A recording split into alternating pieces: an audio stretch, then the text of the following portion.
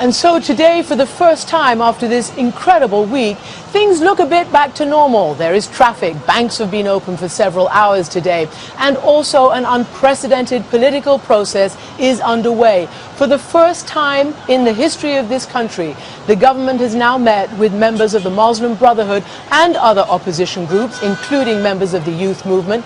But the Muslim Brotherhood is banned here, and yet the powerful Vice President Omar Süleyman has now been meeting with them.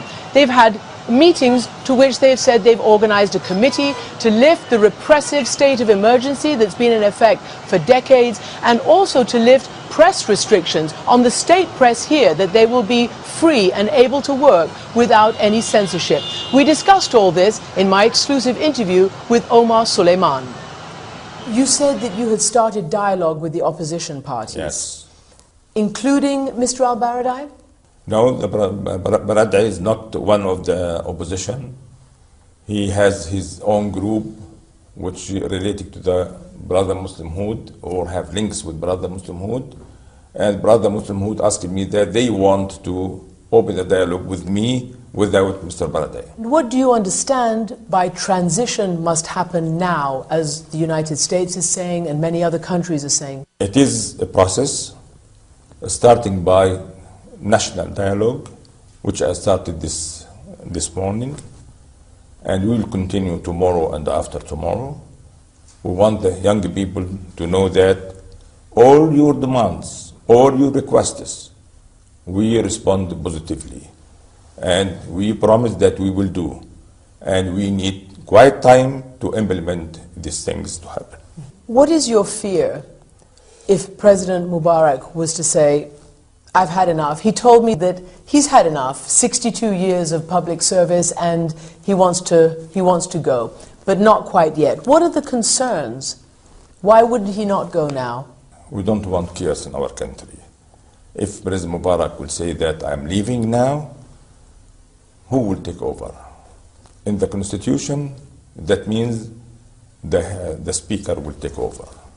I think with this atmosphere, that means the other people who have their own agenda will make instability in our country. Will you present yourself as a candidate for president? No. According to this constitution, I cannot. I am not from any party. I'm not belonging to any party or to any group, which I cannot be a candidate as a constitution. If it was possible, would you run for president? I don't think so. Why? Well, became old man. I did a lot for the country, and I have no umptions to be president of this country. When the president asked me to be vice president, I accepted directly, just to help the president in this critical time. When you see what's happening on the streets of Egypt, of Tunisia, and now of Jordan and Yemen and Syria, what do you think? These are young people who want a different world. This is the Islamic current who push these people. You think that? Yes. You don't think it's young people who want their rights, their freedom? I don't think that's only from the young people. Others are pushing them to do that. In many parts of the Arab world, there's been no democracy.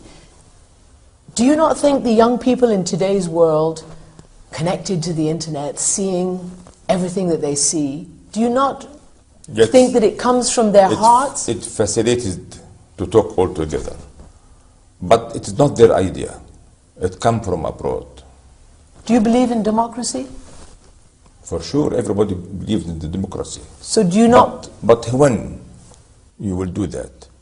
When the people here will have the culture of democracy. We know what the opposition wants. What do you want from the opposition? I want from the opposition to understand that in this limited time, we can do what President Mubarak have said. And we cannot do more. And when new president will come, you will have more time to make any changes you want. What message do you have for the young people who are still standing and still in that Liberation Tahrir Square? We can say only go home. We cannot do more than that. We cannot push them by force. Everybody have to go home. We want to have normal life. We don't want anybody in the streets. Go to work. Bring back once again the tourists. Go to the normal life. Save the economy of the country. Mr. Vice President, thank you very much for being with us. Thank you.